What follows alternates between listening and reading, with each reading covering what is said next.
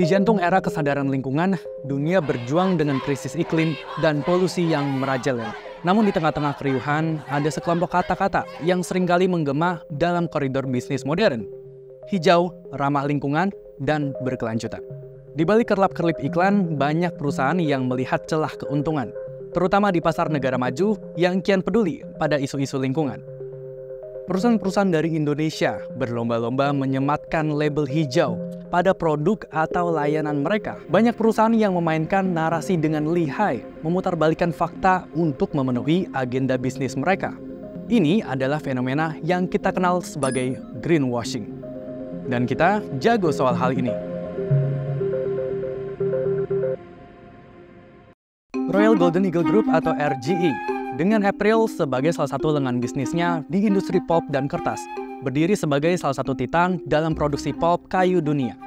Produk turunannya merasuk ke dalam kehidupan sehari-hari kita, dari kertas, tisu, kemasan, hingga kain rayon viskosa yang kita kenakan. Sumber dari semua produk tersebut adalah hutan akasia dan eukaliptus yang ditebang untuk memenuhi permintaan pasar yang tak ada habisnya. Dampak dari industri ini bukan cuma sekadar pohon ditebang. Ini adalah tentang deforestasi, kerusakan habitat, dan kontribusi pada krisis iklim global. Dua pohon ini dipilih karena memberikan serat kertas halus dan tahan lama, serta bisa dipanen dengan waktu yang singkat. Aksi serta kebijakan dari April dan RGE menarik perhatian global. Dengan pengolahan lebih dari 15 juta ton pulp kayu yang berasal dari 2 juta hektar lahan di seluruh dunia, dampak lingkungan mereka tak bisa diabaikan. Untuk menghadang kritik pada Juni 2015, mereka berjanji mengeliminasi deforestasi, termasuk dalam rantai pasokan supplier. Janji dihadirkan dengan mengusung tema eco-friendly dan sustainability. Kami menganalisis ratusan foto citra satelit, dokumen pengiriman kayu, kepemilikan perusahaan, hingga pelacakan kapal dari Balikpapan hingga Cina untuk melihat distribusi bisnis mereka. Kami turun ke lapangan, keluar masuk hutan melihat aktivitas deforestasi yang mereka lakukan. Kami juga memasang alat pelacak pada kayu dan tools pelacak tongkang pembawa kayu untuk memperkuat basis bukti digital yang kami temukan. Faktanya, komitmen yang pernah mereka buat pada 2015 silam tak sesuai kenyataan. RGE diduga kuat terindikasi tetap memperoleh pasokan kayu hasil deforestasi dan menggunakan skema gelap agar sulit terdeteksi. Ini adalah area konsesi PT Industrial Forest Plantation atau IFP.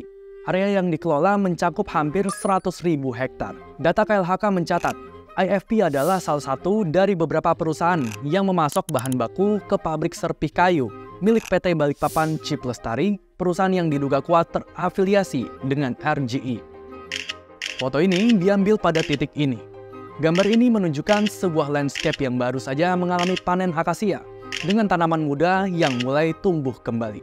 Namun saat kita melihat kembali sejarah area ini pada 2015, area ini masih bagian dari hutan hujan tropis yang rimbun. Tak lama kemudian pada 2017, pohon-pohon tersebut ditebang dan areanya bertransformasi menjadi kebun akasia. Kami memodifikasi alat pelacak, lalu memasangnya pada salah satu kayu yang baru saja dipanen dan dikumpulkan di dermaga kecil milik perusahaan di tepi sungai Mangkutup. Alat ini menjadi kunci untuk mengetahui destinasi akhir kayu tersebut. Para pekerja di area konsesi mengatakan, kayu-kayu ini akan dibawa ke Balikpapan. Di dokumen KLHK yang sudah tertera, mayoritas kayu IFP diambil oleh PT Balikpapan Chip Lestari. Setelah periode pemantauan intensif, kayu tersebut akhirnya sampai di Balikpapan, diolah menjadi serbuk kayu, dan selanjutnya dikirim ke Richau, Cina dengan kapal Futong Express. Di Cina, kayu sudah siap ditampung anak perusahaan RGE, yakni Asia Simbol. Lewat Asia Simbol inilah produk-produk olahan deforestasi Kalimantan ini dijual ke berbagai pasar di seluruh dunia. Temuan ini membuktikan komitmen meniadakan deforestasi yang dibikin RGE dan April pada 2015 tak sesuai kenyataan di lapangan. Ketika komitmen dibikin, artinya RGE sepakat tak akan lagi memasok kayu akasia dari lahan deforestasi setelah 2015. Faktanya, kami menemukan mereka mendapat pasokan akasia dari hutan yang dibabat PT IFP pada 2017 silam. Selama periode 2016 sampai 2022, Deforestasi pada konsesi mencapai lebih dari 20.000 hektar. Laporan penyalahgunaan kayu hasil deforestasi RGE melibatkan IFP sebetulnya pernah dirilis Environmental Paper Network pada Mei 2023 lalu. Pihak RGE melalui anak usaha Asia Simbol menjawab tudingan ini. Mereka mengatakan akan menyelidiki dan menyetop sementara pengiriman kayu dari IFP. Masalahnya, hak jawab ini dibikin pada 7 Juli 2023. Sedangkan investigasi lapangan narasi membuktikan ternyata PT IFP tetap memasok kayu ke RGE sampai sekarang. Hal yang tak bisa diabaikan adalah kecenderungan mereka menggunakan perusahaan cangkang yang berdomisili di negara-negara surga pajak, tempat di mana kerahasiaan finansial dianggap sebagai seni. Jika kita menggali lebih dalam struktur korporasi IFP, kita akan menemukan sebuah labirin yang rumit. Komposisi saham IFP, 96% dimiliki oleh Pioneer Sage dan 4% dimiliki Pioneer Steel. Dua pemilik perusahaan Malaysia ini bermuara pada perusahaan asal Samoa, Golden Sail Group Limited. Sebagai negara yang dikenal surga pajak, tak mungkin bagi kita untuk mendapatkan akses informasi tentang komposisi saham perusahaan di Samoa. Pemerintah Samoa dengan cermat melindungi privasi para pengusaha yang membentuk perusahaan cangkang di wilayah mereka. Polanya mirip dengan apa yang terjadi di PT BCL. Seperti dijelaskan di awal, PT BCL adalah penampung kayu dari PT IFP. Hampir 99,9% saham PT BCL dimiliki oleh sebuah entitas bisnis asal Malaysia bernama BCL Industrial. Sumber dana perusahaan ini adalah Taroko Investment, sebuah perusahaan yang berbasis di British Virgin Island. Seperti Samoa, BVI juga dikenal sebagai surga pajak, tempat di mana para pengusaha memilih untuk menyembunyikan aset dan operasi bisnis mereka. Salah satu indikasi kuat dari afiliasi RGE, BCL, dan IFP adalah adanya individu-individu dari RGE yang menduduki posisi penting sebagai komisaris dan direktur. Di PT IFP, misalnya muncul sosok komisaris Yoksan Simanjuntak. Anehnya, dalam dokumen AHU, sang komisaris tak mencantumkan alamat tempat dia tinggal, hanya menulis mes dormitory. Seolah-olah ada sesuatu yang ingin disembunyikan. Kami mencermati nik yang tercatat pada dokumen AHU dan membandingkannya dengan data DPT KPU. Hasilnya mengungkap Yoksan ternyata berdomisili di Pangkalan Barat, Kabupaten Pelalawan, Riau. Lebih spesifik lagi, alamat pada KTP-nya menunjukkan Townside 2. Apakah kamu sadar, Pelalawan, sebuah kabupaten yang mungkin terdengar asing, adalah jantung dari operasi RGE dan April di Provinsi Riau? Dan Townside 2 sejatinya bukan sekadar alamat biasa.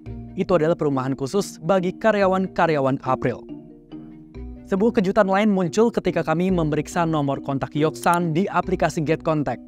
Ternyata banyak yang mengenalnya sebagai bagian dari RAPP, yang dikenal juga sebagai Riau Andalan Pulp and Paper. Pola menitipkan orang RGE di anak usaha juga terjadi di BCL. Di situ pernah muncul nama Lina Bustam sebagai direktur utama.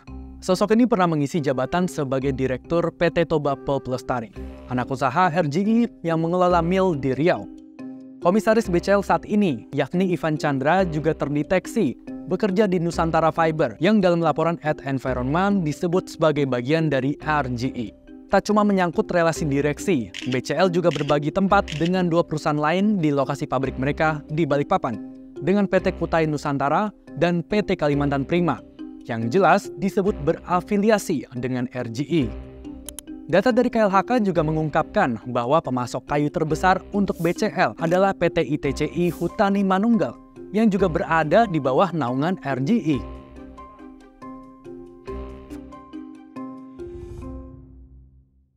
Kami mengonfirmasi semua temuan ini kepada April dan RGE. Mereka membantah semuanya.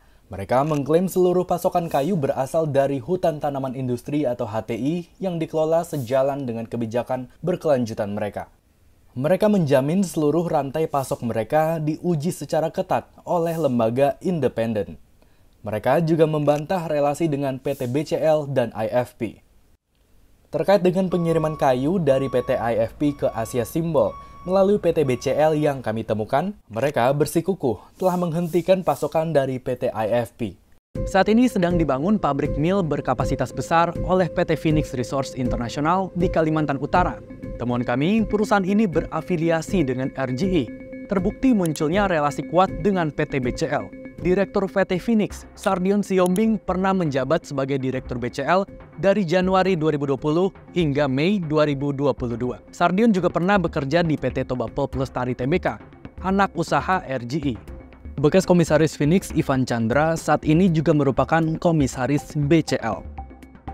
Menariknya, Ivan dicopot dari jabatan Komisaris Phoenix setelah laporan Environmental Paper Network yang menjadikannya sebagai subjek pengait relasi antara RGE, BCL, dan Phoenix tayang pada Mei lalu. Ivan membantah ia dipecat gara-gara ini. Soalnya kami menemukan dokumen juga, Pak Ivan juga pernah menjabat sebagai komisaris di Phoenix Resource, Pak. Nggak menjabat. Tidak pernah menjabat ya? Soalnya ada dokumen di bulan Maret, itu ada Pak Ivan pernah menjabat, Pak Ivan Chandra menjabat sebagai komisaris di PT terkait. Sekarang sih udah enggak ya. Oke, dulu pernah Pak di Phoenix Resource, Pak? Udah nggak menjabat sih. Tapi dulu pernah ya, Pak? Udah lama nggak menjabat. Oke, berarti karena keputusan dari investor ya untuk tidak menempatkan Pak Ivan lagi ya sebagai komisaris di PT Phoenix. Iya, yang bisa cabut komisaris kan investor ya. Oke. Pemegang saham. Holding Phoenix di Malaysia adalah Chunghwa United Resources yang berkantor sama dengan pemilik saham PT BCL. Jika BCL melarikan holdingnya agar tak terdeteksi ke Samoa, Phoenix mengalihkannya pada perusahaan Phoenix Resources Holdings yang terdaftar di Kepulauan Cayman. Bukti-bukti ini mengindikasikan hubungan sepengendali antara PT Phoenix, PT BCL, dan RGE Group. Dengan adanya hubungan dan keterkaitan ini, pertanyaan lanjutan muncul mengenai transparansi kepemilikan dan operasi perusahaan. Sebab dampak pabrik dari PT Phoenix ini amat mengkhawatirkan. Pabrik ini membutuhkan 3,9 juta meter kubik kayu atau setara dengan 100.000 truk kayu setiap tahun. Permintaan kayu dalam jumlah besar ini akan memberikan tekanan untuk memproduksi volume serat kayu dan deforestasi lanjutan dari beberapa konsesi yang dimiliki secara langsung dan tidak langsung oleh RGE. Ada sekitar 600 ribuan konsesi hutan di Kalimantan dan Papua yang kini semakin terancam.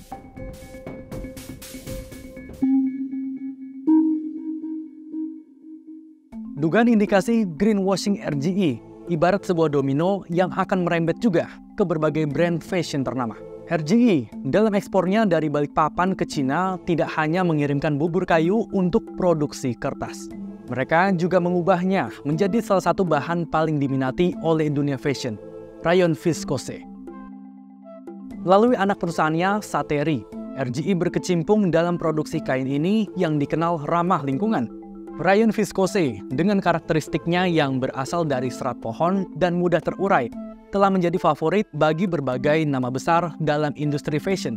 RGE lewat Sateri memasok rayon viskose pada Marks & Spencer, Esprit, H&M, Uniqlo, dan Adidas.